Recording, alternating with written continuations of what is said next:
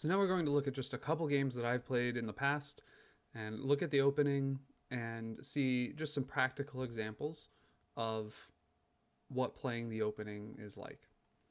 So I was playing the black pieces in this game. My opponent opened e4, just like I said. Very common, very solid move. e5 is usually played in response to this. He brings his bishop out to c4. Perfectly fine move. He developed a piece. He's getting ready to castle. He's not attacking any of my pieces currently. Well, this one, but this is defended. So I just continue. I play knight f6. I develop a piece, and I attack his pawn. So he now has to defend it. So I'm a little bit in the driver's seat now. He brings out his knight to c3 and defends his pawn. I attack this knight. Now we're getting a little bit into tactics, which we'll talk about a lot later. But if he does nothing to defend this pawn, it's called removing the defender. I can take his knight, he'll take my bishop back, but now his pawn won't have a defender. So that's why I played that move. He moves his knight out of the way. Now again, this is a little closer to middle game and tactics than I would like, but I now had to, each move, remember you have to count until it becomes second nature how many times your pieces are attacked and defended.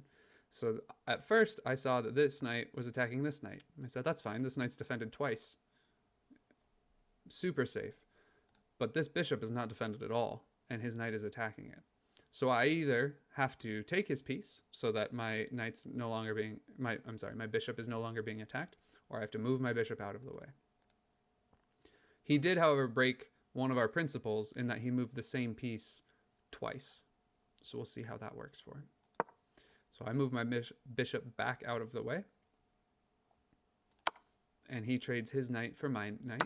I could take back with my queen. I didn't want to take back with my pawn because I want to put my king over here in this corner. And if I move that pawn out of the way, he's nowhere near as safe as he is with his nice little protective row as it is right now. So he develops his knight, attacking this pawn. That pawn's safe. It's still defended by my queen. So I don't have to worry about defending it just yet. So I castle. And that's basically the opening. Now he played d3 next. I don't know why. I wasn't attacking either of these pieces. And I would strongly, strongly recommend you in a situation like this to just castle. Until you get really confident in the openings, just castle. When you have developed your pieces, castle right away. That's about as far as I would call the opening. Anything past that, and that's only move 6. So 6 different moves, and we're out of the opening. So that's all you need to know to get this far. We're going to look at one other game where I was playing the white pieces. I played e4. He played e6. It's a little bit less aggressive. Instead of playing e5, putting your pawn way out in the center. I play knight c3. He plays bishop c5, knight f3. Again, I'm just doing a very simple, almost the theoretical opening that we talked about. I'm just putting my pawns in the middle, bringing my knights out to their more center squares, not their side squares. You can do it, but it's usually a lot weaker, like we talked about before. You want your pieces as in the middle often as they can be. He plays queen e7. Now, it is technically developing a piece. I think it's a little soon. And it's not helping him castle unless he really wants to castle queen side or long to the queen side of the board. Castling on the king side is called castling short. So I just keep going. None of my pieces are being attacked. Both of these moves were pretty passive. And his bishop here, he could trade it for a pawn, but the bishop's way worse than a pawn. Again, we'll get to calculation and point values and how you know what trades are good and bad for you later. Basically, you don't want to trade a piece for a pawn, is all you need to know for right now. So I was able to push this out. This pawn is still defended by both my queen and my knight, so he has to move it. He moves back. I push forward here, and already we're a little bit out of the opening. But still, this piece he's attacking it when I had to move it there. I have to know that he's attacking it. But I have it defended twice, so I think it's okay. And if he takes it, I'll take it with my knight, and that knight on this square would be attacking this bishop and this queen. So I thought that might be good for me. He plays f5.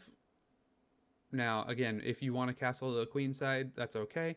If you want to castle on the king side, I wouldn't play this move. It opens your king side up and makes it very vulnerable. It's also a little bit past the opening. I just want to get until we both castle. That's when I'll call the end of the opening. So now again, this piece is being attacked, but only once, and it's being defended twice. So that pawn is okay. This pawn is being attacked once by this pawn, but it's being defended once. So it's okay.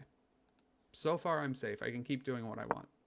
So I develop. I bring my bishop out, and I defend this pawn again, just as a double-edged move. It develops and it defends. He brings out a knight. Now again, he's attacking both of these pieces now with this knight. Each time the opponent makes a move, you want to think about what changed from that move and what they're accomplishing, what they might want to do. So his knight is attacking both of these pieces, and his pawns are attacking these pieces. But they're still all defended enough times. So I keep going. I castle, and so does he. And now we're out of the opening. So you can see that the opening is not super complicated.